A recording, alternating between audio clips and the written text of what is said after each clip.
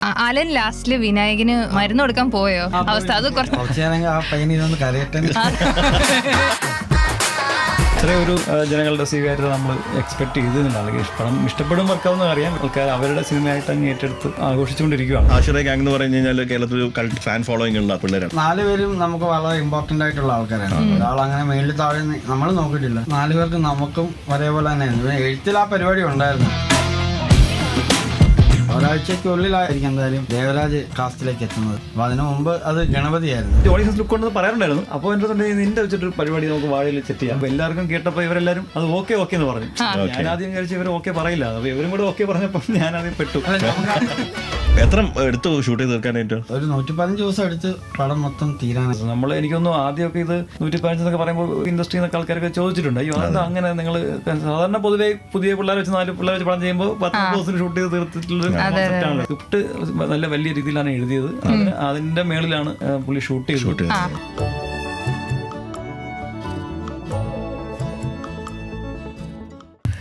Super excited, ഒരു രക്ഷയില്ല. നമ്മളോടൊപ്പം എന്താ പറയാ, നക്ഷത്രങ്ങളാണ് ഇപ്പൊ ഏറ്റവും തിളക്കമുള്ള നക്ഷത്രങ്ങളാണ് നമ്മളോടൊപ്പം. വാഴ 2-ലെ ഫേമസ് സ്റ്റാർസ് എന്ന് വേണമെങ്കിൽ നമുക്ക് വിളിക്കാൻ പറ്റും. 2 പേരാണ് നമ്മുടെ കൂടെ ഉള്ളത്. ഡയറക്ടർ ആൻഡ് നമ്മുടെ എല്ലാവരുടെയും പ്രിയപ്പെട്ട സീക്രട്ട് ക്യാരക്ടർ. ഡോക്ടർ ആവാനും എഞ്ചിനീയർ ആവാനും നിമിഷാർദ്ധങ്ങൾ പോലും വേണ്ടാത്ത ആ പ്രതിഭാസമാണ് നമ്മളോടൊപ്പം ഉള്ളത്. അപ്പോൾ സവിൻ സാ ആൻഡ് ശ്രീനാഥ് ബ്രോ, രണ്ടുപേർക്കും welcome to our show. Welcome.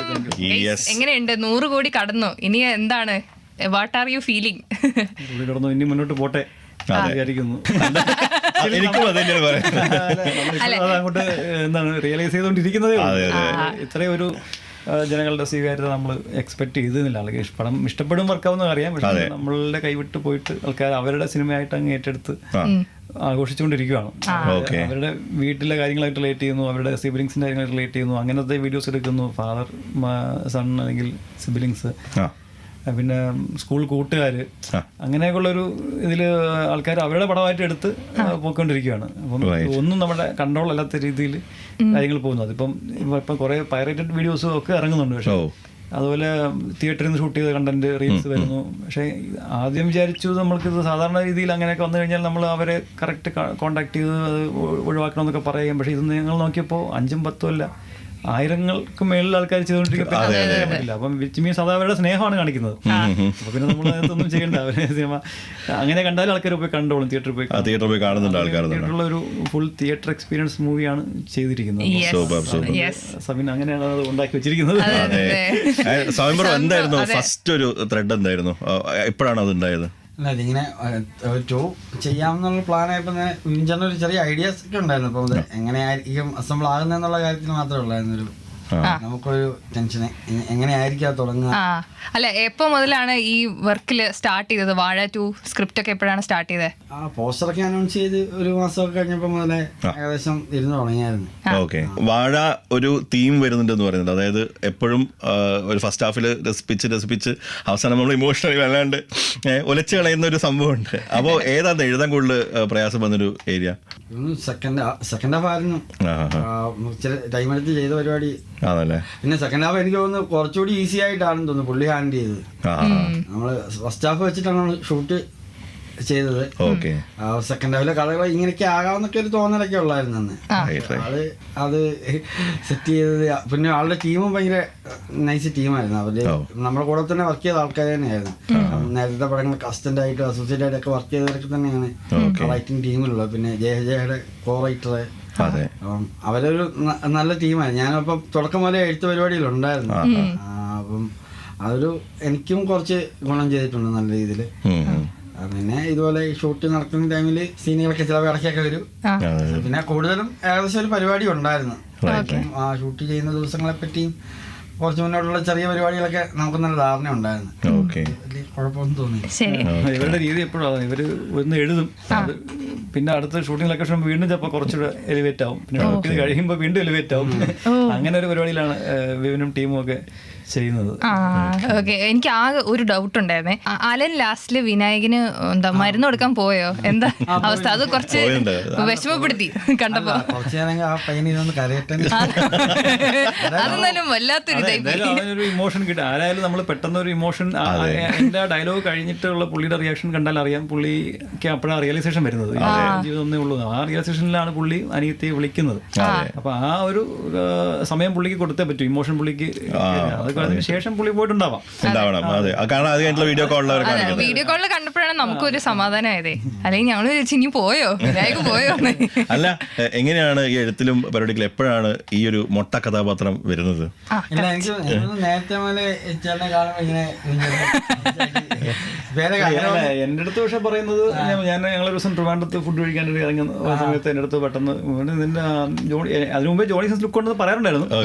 അപ്പോൾ എന്റെ അടുത്ത് നിന്റെ വെച്ചിട്ടൊരു പരിപാടി നമുക്ക് വാഴയിൽ സെറ്റ് ചെയ്യാം. അവർ UK പോകുന്നൊരു പരിപാടി ഉണ്ടല്ലോ, അവിടെ ഒരു ചെറിയൊരു വിപിൻ പറഞ്ഞു. അവിടെ പെട്ടെന്ന് അവൻ അങ്ങനെ ഒരു ഐഡിയ വന്നിട്ട് അപ്പൊ തന്നെ സവിനെ വിളിച്ച് പറയുന്നു, പ്രൊഡ്യൂസേഴ്സിന് ബാക്കിയുള്ള പാർട്ട്നേഴ്സിന് പറഞ്ഞു ഇങ്ങനെ ഒരു ഐഡിയ ഉണ്ട്, അത് വർക്കാം. അപ്പൊ എല്ലാവർക്കും കേട്ടപ്പോൾ ഇവരെല്ലാവരും അത് ഓക്കെ എന്ന് പറഞ്ഞു. ഞാൻ ആദ്യം കഴിച്ച് ഇവർ ഓക്കെ പറയില്ല, അപ്പൊ ഇവരും കൂടെ ഓക്കെ പറഞ്ഞപ്പോൾ ഞാൻ ആദ്യം പെട്ടു. പറയുന്ന കേട്ടിട്ടുണ്ട് ഇങ്ങനെ പുള്ളി പോലെ ഉണ്ടല്ലോ നമുക്ക് തോന്നിയിട്ടുണ്ട് ഇങ്ങനെ വന്നപ്പോ. പക്ഷെ അത് എങ്ങനെ സെറ്റ് ആവുമെന്ന് നമുക്കൊരു ചെറിയ ഇതുണ്ടായത്. പിന്നെ പുള്ളി പറഞ്ഞ പരിപാടിയും കുറച്ച് കണക്ട് ആകുന്ന പരിപാടിയായിരുന്നു. നമുക്കും ഓക്കെ. അല്ല, ഏറ്റവും കൂടുതൽ ഞങ്ങൾ തിയേറ്ററിൽ പോയപ്പോഴേ ഏറ്റവും കൂടുതൽ കയ്യടി നേടിയത് സത്യം പറഞ്ഞ ചേട്ടനാ. ആരും എക്സ്പെക്ട് ചെയ്തില്ല കേട്ടോ ആ സാധനം. ഞാനിത് സത്യം പറഞ്ഞാൽ നിങ്ങൾ വിശ്വസിക്കുമെന്ന് അറിയില്ല, എനിക്ക് അത്ര പരിചയമില്ലായിരുന്നു ഈ പുള്ളിനെ. പേര് വെച്ചിട്ട് എനിക്ക് അറിയില്ലായിരുന്നു. ശേഷം ഞാനത് മനസ്സിലാക്കി. മേ ബി നമ്മൾ പഴയ വീഡിയോയിൽ കണ്ടിട്ടുണ്ടാവും. എനിക്ക് നമുക്കിങ്ങനെ പേര് വെച്ച ആരെയും അറിയില്ല. അപ്പം ഈ ഷൂട്ടിന് പോകുന്നതിന് മുന്നേ, ഞാൻ ഷൂട്ടിന് ചെല്ലുന്ന ദിവസം വരെയും ഞാനിത് ഒരു റെഫറൻസ് എടുത്തിട്ടില്ല. അപ്പോൾ ഞാൻ യൂട്യൂബിൽ അടിച്ചപ്പോൾ കണ്ടത് പുള്ളിയുടെ ഒരു രൺവീർ സിംഗിന്റെ കൂടെ ഉള്ള ഒരു ആഡ് മാത്രമാണ് യൂട്യൂബിൽ. വേറെ ഒന്നും അങ്ങനെ യൂട്യൂബിൽ ഇടാൻ പറ്റില്ലല്ലോ. അപ്പൊ അതുകൊണ്ട് അത് മാത്രമേ ഞാൻ കണ്ടിട്ടുള്ളൂ. അപ്പൊ ഞാൻ പിന്നെ വിചാരിച്ചു നമ്മൾ ഇതിന് എന്തെങ്കിലും നോക്കണോ, പിന്നെ വിചാരിച്ചു വേണ്ട. കാര്യം ഞാനൊരു ആക്ടർ അല്ല, ഞാൻ ബേസിക്കലി ബാക്ക് ആൻഡ് പ്രൊഡക്ഷൻ സൈഡിൽ ആളാണ്. അപ്പോൾ ഞാൻ വിചാരിച്ചു ഇവരുടെ അടുത്ത് പോയാൽ ഇവരെല്ലാവരും നമുക്ക് നേരത്തെ പരിചയമുണ്ട്. ഇപ്പോൾ സവിനായാലും ബാക്കി ഫുൾ ടീമും നമ്മുടെ സുഹൃത്തുക്കളാണ്, എല്ലാവരും കൂട്ടുകാരാണ്. അപ്പോൾ എനിക്ക് അവിടെ ചെന്ന് കഴിഞ്ഞിട്ട് അവർ പറയുന്ന പോലെ ചെയ്യാം. പിന്നെ പറ്റില്ലെങ്കിലും നമ്മുടെ പ്രൊഡക്ഷൻ പാർട്ട്നേഴ്സ് എല്ലാം നമ്മുടെ ഫ്രണ്ട്സാണ്. അപ്പോൾ ആ ഒരു ടെൻഷൻ ഇല്ലായിരുന്നു. ആകപ്പാടെ ഒരു ടെൻഷൻ, എന്നെ ഇത്രയും കാശ് ചെലവാക്കി എന്നെ ഈ സവിന് ഒരു റിഹേഴ്സൽ പോലും നാട്ടിൽ വെച്ച് ചെയ്ത് നോക്കാതെയാണ് കൊണ്ടുപോകുന്നത്. അപ്പോൾ എനിക്ക് അതൊരു ടെൻഷനായിരുന്നു. എനിക്ക് വേണ്ടി ഇത്രയും ഒരു സ്പെൻഡ് ചെയ്ത് കൊണ്ടുപോയിട്ട് ഞാൻ അവിടെ ഡെലിവറി ചെയ്തില്ലെങ്കിൽ എന്ത് ചെയ്യും? അതിന്റെ ബാക്കപ്പ് പ്ലാൻ ഞാൻ എന്നിട്ട് പോകുന്നതിന് മുമ്പ് പറഞ്ഞിട്ട് അവിടെ വേണമെങ്കിൽ അവിടെ ഏതെങ്കിലും ആൾക്കാരെ കിട്ടുമെങ്കിൽ അത് നോക്കിക്കോ എന്ന് ഞാൻ പറഞ്ഞു. വേണ്ട ചേട്ടൻ തന്നെ മതി എന്ന് പറഞ്ഞു. എന്നിട്ടും ഈ തലേ ദിവസം രാത്രി വിനായകൻ്റെ കൂടെ ഞാൻ റൂമിൽ ഉള്ളപ്പോൾ വിനായകൻ ചേട്ടാ സ്ക്രിപ്റ്റ് വായിച്ചായിരുന്നോ കണ്ടായിരുന്നു? ഞാൻ പറഞ്ഞു ഇല്ല, സ്ക്രിപ്റ്റ് വായിച്ച് നേരത്തെ വാങ്ങിച്ച് ഡയറക്ടറുടെ നിന്ന് വാങ്ങിച്ച് അത് വായിച്ച് നോക്കി ചെയ്യാനുള്ള കപ്പാസിറ്റി ഉള്ള ആളല്ല ഞാൻ. അപ്പോൾ അതുകൊണ്ട് അത് വാങ്ങിച്ചിട്ട് കാര്യമൊന്നുമില്ല. അവിടെ ചെന്നപ്പോൾ സവിൻ്റെ ചീഫ് അസോസിയേറ്റ് റജി ഉണ്ടായിരുന്നു. പുള്ളി എന്നെ ഒരുപാട് ഹെൽപ്പ് ചെയ്തിട്ടുണ്ട്. അപ്പം ഇവർ പറഞ്ഞതുപോലെ നമ്മൾ ചെയ്തു. അതിനകത്തുള്ള കറക്ഷൻസ് സവിൻ അപ്പോഴേ തന്നെ പറഞ്ഞു തരുന്നു. ചേട്ടാ ഇങ്ങനെ നോക്കാമോ അല്ലെങ്കിൽ അങ്ങനെ ചെയ്യാമോ എന്നൊക്കെ പറയുന്നു. അങ്ങനെ ചെയ്ത ഒരു പരിപാടിയാണ്. പക്ഷേ എനിക്ക് നല്ല ടെൻഷനും പേടിയും ഉണ്ടായിരുന്നു അങ്ങനെ ചെയ്ത കാര്യം. ഒന്നാമത് അവിടെ ചെന്നപ്പോൾ ഈ ഫസ്റ്റ് ടൈം ആക്ട് ചെയ്യാൻ പോകുന്നതിൻ്റെ ഒരു ടെൻഷൻ. രണ്ടാമത് ഈ രാജ്യത്ത് ഭയങ്കര കൊടും തണുപ്പ്. നമ്മൾ ഫസ്റ്റ് ഡേ നമ്മൾ രാവിലെ മറ്റേ 6-7 മണിക്കാണ് കൊണ്ട് അവിടെ ഇറക്കുന്നത്. അപ്പോൾ മറ്റേ ഭയങ്കര മഞ്ഞും തണുപ്പും നമ്മൾ വിറച്ചാണ് നിൽക്കുന്നത്. അപ്പം ഈ ഔട്ട്ഡോർ ആണല്ലോ ഷൂട്ട് ചെയ്യുന്ന സീൻസൊക്കെ, ആദ്യത്തെ സീൻസൊക്കെ ഔട്ട്ഡോറാണ്. അപ്പം ഈ ഇവർ അതിൻ്റെ സെറ്റപ്പ് ചെയ്യുന്ന സമയത്ത് നമ്മൾ ഭയങ്കരമായിട്ട് വിറച്ച് നിൽക്കുക. ബട്ട് ആക്ഷൻ പറയുമ്പോൾ വേറെ ഒന്ന് മാറ്റിയിട്ട് വേണം ഇവർ പറഞ്ഞ സാധനം ഇത് ക്രിയേറ്റ് ചെയ്യാൻ. അപ്പം പിന്നെ അങ്ങനെ എങ്ങനെയൊക്കെ ചെയ്തു സംഭവം അടിപൊളിയായി. അതെ അതെ. അപ്പൊ അതിന് ഞാൻ ആ ഒരു പോർഷൻ, എന്റെ പോർഷൻ നന്നായിട്ട് വന്നതിന്റെ ക്രെഡിറ്റ് ഫുൾ സവിനും റിജിയും ഒക്കെ അവരൊക്കെ സപ്പോർട്ട് ചെയ്ത് DOP ഒക്കെ അങ്ങനെ നല്ല സപ്പോർട്ട്. ജോണി സെൻസ് ഒന്നും ആരും വിളിക്കുന്നില്ല, എല്ലാരും വന്നിട്ട് വാഴയിൽ അഭിനയിച്ച ചേട്ടൻ ചോദിക്കുന്നുണ്ട്. അതെ, കഥാപാത്രം ജോണി സെൻസ് ആയിട്ട് മാത്രമല്ല ഇവർ എഴുതി വെച്ചിരിക്കുന്നത്. അത് മനസ്സിലാക്കാത്ത ആൾക്കാർക്കും അല്ലെങ്കിൽ ആ ഫണ്ടിന് വേണ്ടി നമ്മൾ ചെയ്തതൊന്നും മാത്രമല്ല. കാരണം അതിന്റെ നെക്സ്റ്റ് പോർഷൻ സൈക്കിൾ വരുന്ന സീനിൽ വേറൊരു സീരിയസ് ഒരു കാര്യമാണ് എഴുതി, ഇമോഷണൽ പരിപാടിയാണ് ഉള്ളത്. അപ്പൊ അത് വെച്ച് കണക്ട് ചെയ്ത് നോക്കി കഴിഞ്ഞാൽ ഒരു കഷ്ടപ്പെട്ട് അവിടെ UK പല ജോലി എടുത്ത് കഷ്ടപ്പെട്ട് ജീവിക്കുന്ന ഒരാൾ, അയാൾ അങ്ങനെ ഒരു ഇത് ഇവിടെ ആംഗിളൂടെ ഉണ്ട്. അതുകൊണ്ടാണ് അത് ഭംഗിയായിട്ടിരിക്കുന്നത്. അപ്പൊ ഈ ഫീൽഡിൽ തന്നെ ആയിരുന്നോ ശ്രീനാഥ് ബ്രോ കുറെ നാളായിട്ട്? കുറെ വർഷമായിട്ട് 10-18 വർഷമായിട്ട് മീഡിയ ഫീൽഡിലാണ്, ടെലിവിഷനിലായിരുന്നു തുടങ്ങിയത്. അതാ രസം. ജോസ്ലിനും ഇപ്പൊ അടുത്തല്ലേ വന്നു, നമ്മളെ തൊട്ടപ്പുറത്ത് ഓഫീസുമായിട്ട് വളരെ അസോസിയേറ്റ് ചെയ്യുന്ന ആളാണ്. അടിപൊളി. കപ്പയിൽ മ്യൂസിക് മോജോ ഒക്കെ ചെയ്തിട്ടുണ്ട്, പിന്നെ വേറെ പ്രോഗ്രാം ഒക്കെ ഡയറക്ട് ചെയ്തിട്ടുണ്ട്. അപ്പം ഈ ഓഫീസിൽ എന്റെ ഓഫീസ് പോലത്തെ ഒരു ഓഫീസായിരുന്നു 2 വർഷം 2-3 വർഷം. വേറെ ലെവൽ സ്റ്റാർ ആയി. അതെ. അല്ല സമയം ബ്രോ, ഇനിയിപ്പോ നമ്മുടെ ഹൈലൈറ്റിലേക്ക് കിടക്കേണ്ടതുണ്ട്. നമ്മളെ പിള്ളേര് അപ്പൊ അവര് ഓൾറെഡി ഹാഷിറ ഗാങ് എന്ന് പറഞ്ഞു കഴിഞ്ഞാൽ കേരളത്തിൽ എന്താ പറയുക ഫാൻ ഫോളോയിങ് ഉള്ള അത്രയും സ്ട്രോങ് ഫാൻ ബേസ് ഉള്ള പിള്ളേരാണ്. പക്ഷെ അവരെ സിനിമാ നടന്മാരാക്കണം. അതെങ്ങനെയാ സംഭവിച്ചത്? നമുക്കും നല്ലൊരു സിനിമ ചെയ്യണമെന്ന് ആഗ്രഹം ഉണ്ടായിരുന്നു. അപ്പം പിന്നെ ഇവരുടെ വീഡിയോസ് ഒക്കെ ഞാൻ ഒരു ടൈം മുതലേ കണ്ടിട്ടുണ്ടായിരുന്നു. പിന്നെ ഇവർ ഈ പടത്തിൽ ഇവരാണ് മെയിൻ എന്ന് പറഞ്ഞ് അനൗൺസ് ഒക്കെ ചെയ്തപ്പോൾ മുതൽ കുറച്ചുകൂടി നമ്മൾ സീരിയസ് ആയിട്ട് ആ വീഡിയോസ് ഒക്കെ കാണാൻ തുടങ്ങിയായിരുന്നു. അപ്പോൾ ഇവര് എങ്ങനെ ആയിരിക്കും എന്നിപ്പോൾ ഇവർ തന്നെ ഒരു 500-600 വീഡിയോക്ക് മേളിൽ ചെയ്തിട്ടുണ്ട്. അപ്പോൾ അങ്ങനെ കുറച്ച് ഇപ്പം ഞാൻ ഡയറക്റ്റ് ചെയ്യുന്നതിന് കൂടി ചിലപ്പോൾ എക്സ്പീരിയൻസ് അവർക്ക് ഉണ്ടായിരിക്കും എന്ന് തോന്നിയായിരുന്നു. അവരെല്ലാം ഇൻഡിപെൻഡന്റ് ആയിട്ട് തന്നെ വീഡിയോസ് കാര്യങ്ങളൊക്കെ പറഞ്ഞാൽ മനസ്സിലാവുന്നത്. പിന്നെ ഇവർക്കൊരു വർക്ക്ഷോപ്പ് ഉണ്ടായിരുന്നു ഒരു 1 വീക്ക്. രാജേഷ് നാരായണൻ എന്നൊരാളാണ്. അപ്പം ആളുടെയൊക്കെ നമ്മളിങ്ങനെ പറഞ്ഞു വെച്ചിട്ടാ ഇങ്ങനെയാണ്. ഇപ്പൊ അവര് അവരുടേതായ സ്റ്റാർ സെറ്റപ്പിലാണ് ലൈഫ് പൊയ്ക്കൊണ്ടിരിക്കുന്നത്. അപ്പം നമുക്ക് അങ്ങനത്തെ ഒരു മൂഡിൽ അവരെ കിട്ടിയിട്ട് കാര്യമില്ല. അതിൻ്റെ അകത്ത് അത്രയും സാധാരണപ്പെട്ട ആൾക്കാർ അവരുടെ റിയൽ ലൈഫിൽ അവർ കുറച്ച് ആൾക്കാർ അങ്ങനെയൊക്കെ തന്നെയാണ്. അപ്പം നമുക്ക് അങ്ങനെ ഒരു പരിപാടിയിലേക്ക് അവരെ കിട്ടിയാൽ നല്ല സിനിമ എന്താ അവർക്ക് കുറച്ച് അതിനൊരു രീതിയിൽ അവരെ എത്തിക്കണം. പുള്ളിയുടെ ബെസ്റ്റ് പരിപാടി നമുക്ക് തന്നിട്ടുണ്ട്. അങ്ങനെ വർക്ക്ഷോപ്പൊക്കെ കഴിഞ്ഞ് വന്ന് ആദ്യത്തെ ഒരു ദിവസമൊക്കെ പിന്നെ അവർക്കിത് ചെയ്യാൻ അവർ റെഡി എന്നുള്ള മൂഡിലാണ് അവരും. നമുക്ക് അത്ര വലിയ പ്രശ്നങ്ങളൊന്നും അങ്ങനെ തോന്നിയിട്ടേ ഇല്ല. പിന്നെ എല്ലാം വലിയ കുഴപ്പമില്ലാതെ പോയി എത്തി. അല്ല, അവരെ വെച്ചിട്ട് തന്നെ ഒരു ക്യാരക്ടർ ഇത്രയും കാര്യങ്ങൾ ചെയ്യണമെന്ന് നേരത്തെ പ്ലാൻഡ് ആയിരുന്നോ? അതായത് ഇവർക്ക് 4 പേർക്കും 4 പേരുടെ കൂടെ ആയിരിക്കും ഈ പരിപാടി പോകുന്നതെന്ന് ഒരു ധാരണ ഉണ്ടായിരുന്നു. ഓക്കെ, അതിൽ കൂടെ തന്നെയാണ് പോയിക്കൊണ്ടിരുന്നത്. അപ്പൊ ബാക്കി ക്യാരക്ടേഴ്സ് ഒക്കെ ഇപ്പം ദേവരാജ് അങ്ങനത്തെ കുറെ ക്യാരക്ടേഴ്സ് ഒക്കെ ഉണ്ടായിരുന്നല്ലോ. അപ്പൊ അവരും ഭയങ്കരമായിട്ട് ഇപ്പം വെൽ നോൺ ആയി തുടങ്ങി. അവരും ഇപ്പം യൂറോയ്ക്ക ടീമൊക്കെ ഉണ്ടല്ലോ. അപ്പം അവരൊക്കെ എങ്ങനെയാണ് ഇതിനുള്ളിലേക്ക് കയറ്റിയത്? ഷൂട്ട് തുടങ്ങുന്നതിന് 2-3 ദിവസം മുമ്പാണെന്ന് തോന്നുന്നു. അല്ല, ഒരാഴ്ചക്കുള്ളിൽ മുമ്പായിരിക്കും എന്തായാലും ദേവരാജ് കാസ്റ്റിലേക്ക് എത്തുന്നത്. അപ്പൊ അതിനു മുമ്പ് അത് ഗണപതിയായിരുന്നു. പിന്നെ എന്തോ ഇതിൽ മാറി പോയിട്ട് ദേവരാജിലേക്ക് എത്തിയതാണ്. അതുപോലെ ആഷറിന്റെ അനിയനായിട്ട് ചെയ്ത പയ്യൻ ശബരിയായിരുന്നു. ശബരിക്ക് മുമ്പേ സാബിറായിരുന്നു. അപ്പം ശരിക്കും നമ്മൾ കഥ എഴുതി ആദ്യത്തെ ഒരു പരിപാടിയിൽ നിന്ന് ഇപ്പൊ ഉള്ളൊരു പരിപാടിയിലേക്ക് എത്തിയപ്പോഴത്തേക്ക് ഏജ് വ്യത്യാസം പരിപാടികളൊക്കെ കറക്റ്റായിട്ട് നോക്കി വന്നപ്പം സാബിറും ആഷറും ഏകദേശം ഒരേ ഹൈറ്റും വെയിറ്റും ഒക്കെ ഉള്ള ആൾക്കാരാണ്, ഒരേ പ്രായത്തിലുള്ളവരാണ്. അത് നമുക്ക് സെറ്റ് ചെയ്യാൻ ഭയങ്കര ബുദ്ധിമുട്ടായിരുന്നു. പിന്നെ സാബിറിനോട് പറഞ്ഞു കാര്യങ്ങളൊക്കെ ഇങ്ങനെയാണ്. അപ്പൊ അവനും നമ്മുടെ കൂടെ ഉണ്ടായിരുന്നു. ഒരു 3-4 മാസമായിട്ട് അവന് ഇതിന്റെ അങ്ങനെ എല്ലാ പരിപാടികളും ചെയ്ത് നിന്നായിരുന്നു. അങ്ങനെയാണ് പിന്നെ ശബരിയിലേക്ക് എത്തുന്നത്. അതാണ് ഇവരുടെ വേറൊരു ഹൈലൈറ്റ്. ഇവര് ഭയങ്കര എപ്പോഴും നമ്മള് വിപിന്റെ എല്ലാ സിനിമകളിലും സിനിമകളിലും നമ്മൾ തൊട്ട് മുന്നേ ചെയ്ത വ്യസന സമേതം സിനിമയ്ക്കകത്തും അങ്ങനെ കാസ്റ്റിങ്ങിൽ ഭയങ്കര ഇമ്പോർട്ടൻസ് കൊടുത്തിട്ടാണ് ചെയ്യുന്നത്. സ്ക്രിപ്റ്റ് ഒരു ഫസ്റ്റ് പ്രിഫറൻസ് സ്ക്രിപ്റ്റ് ആയി കഴിഞ്ഞാൽ നെക്സ്റ്റ് കാസ്റ്റിംഗ് ആണ് ഇമ്പോർട്ടൻസ്. അപ്പൊ ഇപ്പൊ എന്റെ കേസിലെ പോലും അത് വർക്കായത് കറക്റ്റ് ആ ലുക്കിലുള്ള ഒരാളെ പിടിച്ചങ്ങ് ഇട്ട ഞാൻ വന്ന് എന്ത് ചെയ്താലും അത് നമ്മൾ അഭിനയിക്കണ്ട, ചുമ്മാ അത് വർക്കാണെന്ന രീതിയിലാണ്. അല്ല, അപ്പൊ ഇതിനകത്ത് ഈ 4 പേര് മെയിൻ ആയിട്ടുള്ള 4 പേര്, അപ്പൊ ഇവരെ ഇന്ന ക്യാരക്ടർ നേരത്തെ ഷുവർ ആയിരുന്നോ, അല്ലെങ്കിൽ ഗ്രൂമിങ്ങിന്റെ സമയത്താണോ തീരുമാനിച്ചത്? അല്ല, നമ്മൾ എഴുതുന്ന ടൈമില് ഇവർക്ക് ഇത് ഇന്ന ആളാണ് എല്ലാരും വെച്ച് അങ്ങനെ തന്നെ സ്റ്റഡി ചെയ്ത് തന്നെ എഴുതിയതല്ലേ. പക്ഷെ എല്ലാവരും ഈക്വൽ സാധനം കിട്ടി എന്നുള്ളതാണ്. ആരും ഒന്ന് ബാക്കൗട്ട്, ചിലപ്പോൾ 4 പേരൊക്കെ ഒരുമിച്ച് വരുമ്പോഴേ സ്വാഭാവികമായി ഒരാളൊന്ന് പിന്നോട്ട് പോകാം, ഒരാൾക്ക് അവസരങ്ങൾ പറയാം. പക്ഷെ എങ്ങനെ അത് എഴുത്തിൽ ശ്രദ്ധിച്ചുകൊണ്ടാണോ എല്ലാവർക്കും ശ്രദ്ധ വന്നിട്ടുണ്ടായിരുന്നു? പിന്നെ നമ്മൾ ചെയ്യുമ്പോഴും 4 പേരും നമുക്ക് വളരെ ഇമ്പോർട്ടന്റ് ആയിട്ടുള്ള ആൾക്കാരാണ്. ഒരാൾ അങ്ങനെ മേളിൽ താഴെ നമ്മൾ നോക്കിയിട്ടില്ല. അപ്പം 4 പേർക്കും നമുക്കും ഒരേപോലെ തന്നെയായിരുന്നു. എഴുത്തിൽ ആ പരിപാടി ഉണ്ടായിരുന്നു. 4 പേർക്കും സെയിം എന്നുള്ളൊരു പരിപാടി ഉണ്ടായിരുന്നു. പിന്നെ നോട്ടബിൾ ആയിട്ടുള്ള ആൾക്കാർ ഇതാണ് വാപ്പച്ചി ഉമ്മച്ചിയൊക്കെ പ്ലേ ചെയ്തിട്ടുള്ള ആ ക്യാരക്ടേഴ്സ് അടിപൊളിയായിട്ടുണ്ടായിരുന്നു. നല്ല കറക്റ്റ് കാസ്റ്റിംഗ് ആയിരുന്നു. നമുക്ക് ആ ഒരു ഫീലിംഗ് കിട്ടുമായിരുന്നു. അവരും പുതിയ ആൾക്കാരാണ് അല്ലേ? അതോ പണ്ട് പോലെ സിനിമയിലുള്ള ടീംസ് ആണോ അതോ നിങ്ങൾ സെപ്പറേറ്റ് കാസ്റ്റ് ഉമ്മയായിട്ടും ഹാഷന്റെ ഉമ്മ ചേച്ചി വ്യസനത്തിലൊക്കെ ഉണ്ടായിരുന്നു. അതെ അതെ അവര് നല്ല ആർട്ടിസ്റ്റ് ആണ്. അതെ അതെ ഞാൻ നമ്മള് വ്യസനത്തിലൊക്കെ കണ്ടിട്ടുണ്ടായിരുന്നു ഇവരുടെ പരിപാടിയൊക്കെ. അപ്പം അശ്വതി അവരുടെ കുട്ടിക്കാലോ അതെ ആ കുട്ടികളും ഫിഷ് ഒക്കെ അനന്തം എന്ന് പറഞ്ഞ അടിപൊളിയായിരുന്നു. അതെ അതെ കിടിലം പിള്ളേരൊന്നും പറയാൻ. അതെ അതെ വേറെ ലെവൽ അതിൽ ആഷണ്ടാനി ചെയ്ത പരിപാടി ചെയ്ത പയ്യൻ വേറെ മാതിരിയാണ്. അതെ ഓക്കെ. നന്നായിട്ട് അത് നമുക്ക് കാണുന്നവർക്ക് ഭയങ്കര കൺവിൻസിങ് ആയിരുന്നു. അതെ, കാരണം രണ്ട് കുട്ടിക്കാലങ്ങൾ കാണിക്കുന്നുണ്ടല്ലോ, ഒന്ന് തീരെ ചെറുതും പിന്നെ ഒരു കുട്ടിക്കാലവും കാണിക്കുന്നുണ്ട്. അപ്പോ എത്ര എടുത്തു ഷൂട്ട് ചെയ്ത് തീർക്കാനായിട്ട്?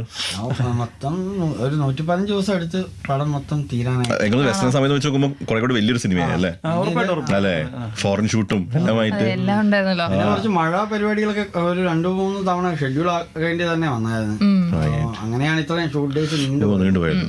നാട്ടിലെ പരിപാടികളൊക്കെ വന്ന ടൈമിൽ ഭയങ്കര മഴയായിരുന്നു.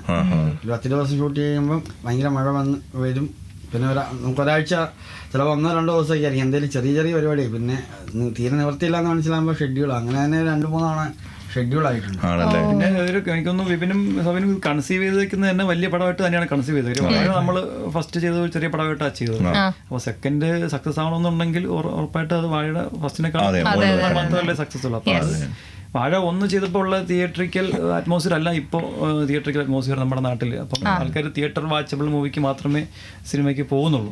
ഒരു പടം ഇറക്കി കഴിഞ്ഞാൽ അത് തിയേറ്ററിൽ തന്നെ കാണണം എന്ന് ആൾക്കാർക്ക് തോന്നണമെങ്കിൽ അമ്മാതിരിയുള്ള വിഷ്വൽസും അമ്മാതിരി ഒരു എന്റർടൈൻമെന്റ് പാക്കേജ് ആയിരിക്കും. അപ്പോൾ അങ്ങനെ തന്നെ കൺസീവ് ചെയ്ത് അങ്ങനെ തന്നെ സ്ക്രിപ്റ്റ് എഴുതി അങ്ങനെ തന്നെ ഷൂട്ട് ചെയ്ത് അതുകൊണ്ടാണ് ആ ടൈം ടേക്കിംഗ് പ്രോസസ്സ്.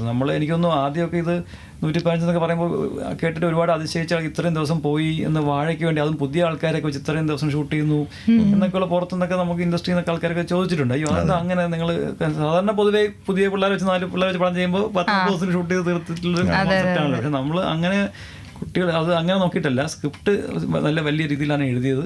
അതിന്റെ മേളിലാണ് പുള്ളി ഷൂട്ട് ചെയ്തു.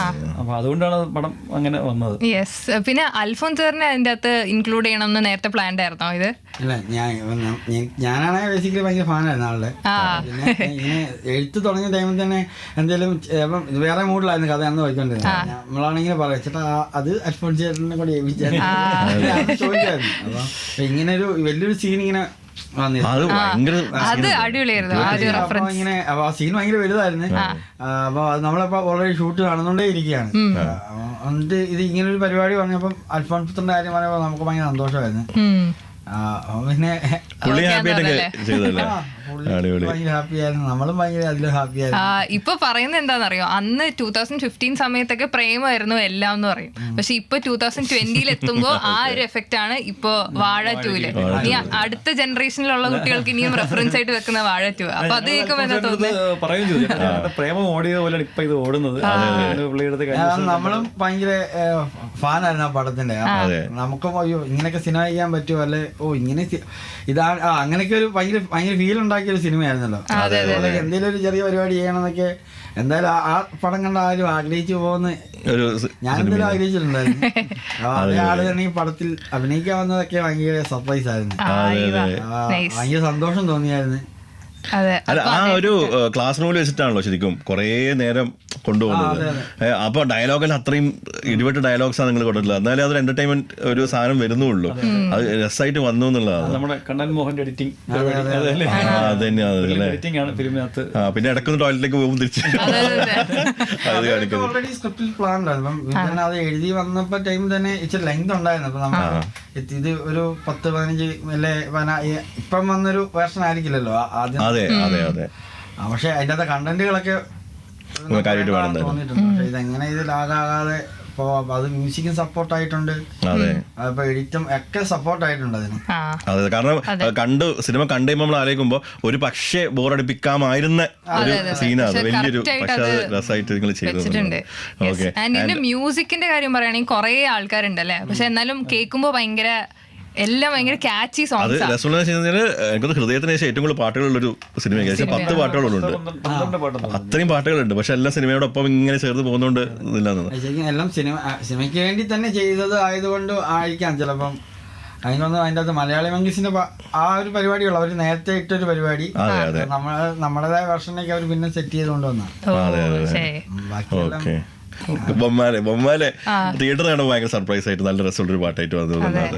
ആൻഡ് ഇതിപ്പോ കുറെ യങ്സ്റ്റേഴ്സ് ഉണ്ട്, ചോദിക്കുന്നത് ശരിയാണെന്ന് അറിയില്ല, കൂട്ടത്തിൽ ഏറ്റവും ഇംപ്രസ് ചെയ്തൊരു ആക്ടർ ആയിരുന്നു? അങ്ങനെ എല്ലാവരും ഉണ്ട്. അങ്ങനെ ഇന്ന ഇപ്പൊ ഞാൻ പറഞ്ഞില്ല, ഈ ആഷിർ ചെറുപ്പം ചെയ്ത പയ്യനെ, വിനായകനെ, അലൻ, അജിൻ, ഇവര് എല്ലാരും അങ്ങനെ ഒരാളായിട്ട് തന്നെ അങ്ങനെ ഒന്നും ചെയ്യാൻ എല്ലാവരും ഏതെങ്കിലും ഒരു മൂമെന്റിൽ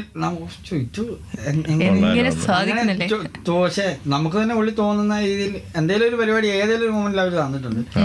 എനിക്ക് കുറച്ചുകൂടി ചിലപ്പം അങ്ങനെ തോന്നിയത്, എനിക്ക് പേഴ്സണലി കുറച്ച് ഇഷ്ടം തോന്നിയത് ശരിക്കും അൽഫോൺ ടൂത്തൻ തന്നെയായിരുന്നു. പുള്ളിയുടെ ഭയങ്കര ഒരു ഫാനായതുകൊണ്ടായിരിക്കും ചിലപ്പോൾ. എന്നാൽ പുള്ളി നമുക്ക് കാണുമ്പോൾ നമുക്ക് അറിയാൻ പറ്റും സത്യം. ഞാൻ വിചാരിച്ചെന്തറിയോ, കൊടൂരനായിട്ടുള്ള ഒരു ക്യാരക്ടർ പിള്ളേരെ അടിച്ച് നിരപ്പാക്കാൻ പോകുന്നു, പക്ഷെ പെട്ടെന്നൊരു നല്ലൊരു മനുഷ്യൻ, police officer. Biography of a billion bros ആണ്. നിങ്ങൾ എങ്ങനെയാണ് നിങ്ങളൊരു ബ്രോസ്, നിങ്ങളെ ഏട്ടൻ അനിയന്മാർ അങ്ങനെയൊക്കെ ഉണ്ടോ? അത് എന്തെങ്കിലും കാരണം ഒരു ഇൻസ്പിറേഷൻ ഉണ്ടാവില്ല, അങ്ങനെ എന്തെങ്കിലും ഉണ്ടോ സിനിമയിൽ? എനിക്ക് ഒരു അനിയനുണ്ടായിരുന്നു, നാട്ടിലാണ് എന്റെ ചേട്ടൻ ഞാനവനെ ഉപേക്ഷിച്ചു. എന്റെ ചേട്ടനാണ് നാട്ടിലെല്ലാരും, എന്നാൽ കുറച്ച് സ്ഥലത്തെങ്കിലും വിചാരിച്ചാൽ എന്റെ ചേട്ടനാണെന്ന്. അതുകൊണ്ട് അല്ല, ഇപ്പൊ ഇവര് 4 പേരും ചേർന്ന എങ്ങനെയാണ് അതേപോലെ ഒരാളാണ് എന്റെ അനിയൻ. എന്ന് പറഞ്ഞാൽ അത്രയും ഉള്ളവൻ എല്ലാ രീതിയിലും.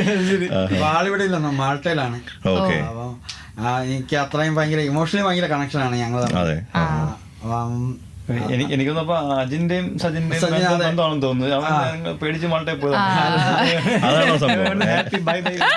സ്വന്തം അംശം ഏത് ക്യാരക്ടറിലുള്ളത്?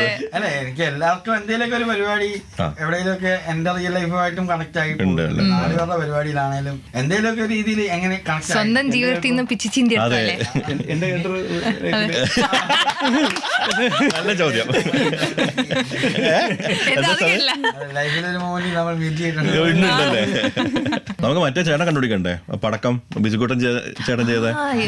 ബിജുക്കൂട്ടൻ ചേട്ടൻ ഇന്റർവ്യൂ പറയുന്നുണ്ട്, ആ ചേട്ടൻ എങ്ങനെ കണ്ടുപിടിക്കണം എന്നൊക്കെ പറയുന്നുണ്ട്. അവരെ കോണ്ടാക്ട് ചെയ്യാൻ നോക്കിയായിരുന്നു, പക്ഷെ അവര് ഇത് ഈ റിയൽ ലൈഫിലുള്ള അവർക്ക് ആ ടൈമിൽ അന്ന് കുറെ ട്രോമാസ് ഒക്കെ ഉണ്ടായിട്ടുണ്ടായിരുന്നു. നമ്മൾ കാണുന്ന പോലെയല്ല, അവർക്ക് ആക്ച്വലി അത് ഭയങ്കര വിഷമമുണ്ടാക്കിയ കാര്യമായിരുന്നു ആൾക്കാർ. അപ്പം അതുകൊണ്ട് പിന്നെ നമ്മൾ പിന്നെ കോണ്ടാക്ട് ചെയ്ത് അവരെ ബുദ്ധിമുട്ടിക്കണ്ടാവില്ല. നമ്മളിനി വീണ്ടും അത് വെച്ചിട്ട് അത് എങ്ങനെ എടുക്കുമെന്ന് അറിയാൻ പറ്റില്ല. പക്ഷെ എനിവേ ഇപ്പൊ ആൾക്കാർ പറയുന്നുണ്ട് അത് കണ്ട് ഇനി ചിരിക്കില്ല എന്ന് ആൾക്കാർ പറയുന്നുണ്ട്. എല്ലാവരുടെ മനസ്സിലും അത് ഭയങ്കരമായിട്ട് എഫക്റ്റ് ആയിട്ടുണ്ട്. അങ്ങനെ പേഴ്സണലി അങ്ങനെ തോന്നിയോണ്ടാണോ അത് ആഡ് ചെയ്തത്? അന്ന് എല്ലാരും ചിരിച്ച സമയത്ത് സൗണ്ട് ബ്ലോക്ക് ഐഡിയ ആണ്. അത് ആദ്യം എനിക്ക് ഷൂട്ട് ചെയ്യുമ്പോഴും എനിക്കൊരു ഭയങ്കര കൺഫ്യൂസ് ആയിരുന്നു. ഇതിപ്പോ അവൻ എന്തൊക്കെ പറഞ്ഞ ഇങ്ങനെ ഒരു പരിപാടി ഉണ്ട്, ഇത് കണ്ടു പറഞ്ഞ് എന്നെ വീഡിയോ ആണൊക്കെ പറഞ്ഞ് ഇതൊന്ന് ഷൂട്ട് ചെയ്യണമെന്ന് പറഞ്ഞു. ഓക്കെ, ഞാനപ്പോൾ ഷൂട്ട് ചെയ്തപ്പോഴും പുള്ളി പറഞ്ഞടാ എന്താ എടാ ഇത് ഇങ്ങനല്ല എന്നൊക്കെ പറഞ്ഞു. ഇത് ഇങ്ങനല്ലടാ ഇതിന്റെ പരിപാടി. അപ്പൊ എനിക്കാണെങ്കിൽ ഭയങ്കര ടെൻഷനായി, ഇതിപ്പോ എന്താ ഇതിന്റെ പരിപാടി എനിക്ക്. അപ്പൊ ആ സമയത്ത് ബിജുക്കുട്ടൻ താടിയൊക്കെ പഠിച്ച് നമ്മൾ ആദ്യത്തെ ഷെഡ്യൂൾ തീരുന്നതിന് അന്നാണ് ഷൂട്ട് ചെയ്തത്. അപ്പൊ ഇത് പിന്നെ ഷൂട്ട് ചെയ്യാൻ പുള്ളി അപ്പൊ ആദ്യത്തെ പരിപാടിയൊക്കെ ഉണ്ട്. അപ്പൊ അങ്ങനെ കണ്ടിന്യൂറ്റി പ്രശ്നങ്ങളും പരിപാടികളൊക്കെ ഉണ്ട്. ഷൂട്ട് ചെയ്യണമെങ്കിൽ പിന്നെ എനിക്ക് തോന്നുന്നു സിനിമ നമ്മുടെ നാട്ടിൽ ഷൂട്ട് ചെയ്യുന്നതിന്റെ ഏറ്റവും ലാസ്റ്റ് ദിവസമാണ് ഷൂട്ട് ചെയ്യുന്നത്. അപ്പം പുള്ളി ഗെറ്റപ്പ് മാറി അത് ചെയ്യണം. അപ്പോൾ 1-2 ഷോട്ടുകൾ മതിയായിരുന്നു. അപ്പം അന്ന് ഞാൻ രാവിലെ വിളിച്ച് ചോദിച്ചേട്ടാ, അപ്പോഴത്തേക്ക് നമുക്ക് ഏകദേശം ധാരണയായിട്ടുണ്ടായിരുന്നു നിന്നെ ഒരു പരിപാടിക്കായിരിക്കുമെന്ന്. ഞാൻ രാവിലെ വിളിച്ചിട്ടാ ഇത് തന്നെയല്ലേ പുള്ളി പറഞ്ഞാൽ നീ അത് അപ്പം ഞാൻ ഷൂട്ട് ചെയ്ത് പുള്ളി അയച്ചു കൊടുത്തു. എനിക്ക് ഭയങ്കര ടെൻഷൻ ഭയങ്കര കൂടുതലായിരുന്നു. ഇതിന് അതാണോ ഇതെന്താണ് പരിപാടി നന്ന് എനിക്ക് അത്ര വലിയ പിടിയില്ലായിരുന്നു. ഇത്രയും വലിയ ഇമ്പാക്ട് ഉണ്ടാകുന്നോ ഇതിന് ഒരു പരിപാടിയിലാണോ. അപ്പം നമ്മൾ പുറത്തുള്ള പരിപാടികളൊക്കെ ഷൂട്ട് ആയിട്ടുമില്ല, നാട്ടിലുള്ള പരിപാടി എങ്ങനെയാണ് അതിലേക്ക് ബ്ലെൻഡ് ചെയ്യിക്കുന്നുള്ള പരിപാടി എനിക്കൊരു താപ്പം. അപ്പം പുള്ളിക്കൊരു ഐഡിയ ഉണ്ടായിരുന്നു അതിന്. അപ്പം ഞാൻ ഷൂട്ട് ചെയ്ത് അന്ന് തന്നെ അപ്പം തന്നെ അയച്ചു കൊടുത്തു. അപ്പം അവനെ നിനക്കെന്താ തോന്നിയത്? എനിക്കെന്താ തോന്നിയത് എനിക്കറിയില്ല.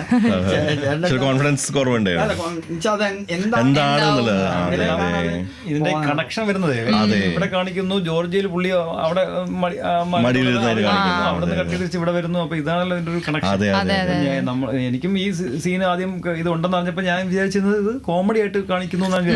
ക്ലൈമാക്സ് കണ്ടപ്പോഴാണ് എനിക്ക് മനസ്സിലായത് ഓ ഇത് ഈ ഇമോഷണൽ കണക്ഷൻ ആണ് വന്നിരുന്നത്. അപ്പൊ അത് ഭയങ്കര സംഭവമായി പോയി. അതെ അതെ. നിങ്ങളുടെ സെറ്റിൽ എങ്ങനെയായിരുന്നു? എല്ലാരും ഫണ്ണൊക്കെ ആയിരുന്നു? എങ്ങനെയായിരുന്നു? രസകരമായിട്ടുള്ള കാര്യങ്ങൾ ഇപ്പൊ സെവൻ ബ്രോ ഇപ്പൊ പരിചയപ്പെടുമ്പോ ഭയങ്കര പാവം മനുഷ്യൻ. അതെ, ഇൻട്രോവേർട്ട് അല്ലേ? ഇത്രയും പിള്ളേരെങ്ങനെ വെച്ചു. അതുകൊണ്ട് എനിക്ക് അഭിനയിക്കാൻ പറ്റിയത്.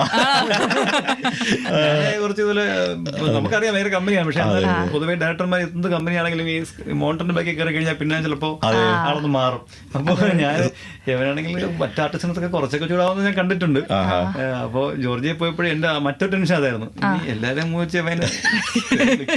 ചെയ്യുമ്പോ മറ്റേ ബെസ്റ്റ് ആയിട്ടുള്ള നമുക്ക് മുതല് പോകേണ്ടി വരും. അതായത് ഇപ്പൊ നമ്മൾ ആദ്യമായിട്ട് ചെയ്യുന്നതുകൊണ്ട് ഒരു പ്രശ്നം എനിക്ക് തോന്നിയത്, നമുക്ക് നമ്മളെ തന്നെ സ്ക്രീനിൽ കാണുമ്പോൾ എനിക്ക് ഇഷ്ടം തോന്നുന്നേ ഇല്ല, ഇപ്പോഴും തോന്നിയിട്ടില്ല.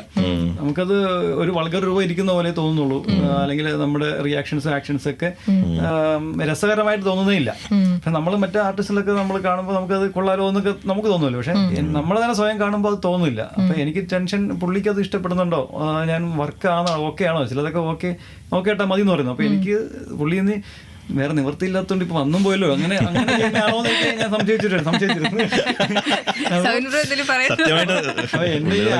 കോമ്പിനേഷനിലൊക്കെ ചെയ്യുമ്പോ അതിനടുത്തൊക്കെ ഒന്ന് കുറച്ചുകൂടെ സ്ട്രോങ് ആയിട്ടൊക്കെ പറയുന്നുണ്ട്, എന്റെ അടുത്ത് അങ്ങനെ പറയുന്നില്ല. അപ്പൊ ഞാൻ പ്രതീക്ഷ കൈവിട്ടം തോന്നുന്നു, എങ്ങനെ കൊണ്ട് ഇത്രേ പറ്റുള്ളൂ എന്ന് ചെയ്യുന്നതാണോ എന്നൊക്കെ വിചാരിച്ചു.